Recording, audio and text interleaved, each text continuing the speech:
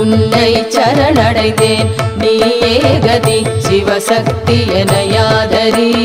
உன்னால் நான் என உருவாகிய பின்னர் என்னாலே ஒன்றேதடி அன்னை நீ தரும் அமுதம் போதுமடி வேறென்ன வேண்டுமடி கண்ணில் ஒளி நீ ஓயாத ஓம் ஒலி பண்ணாக ஒலிக்குதடி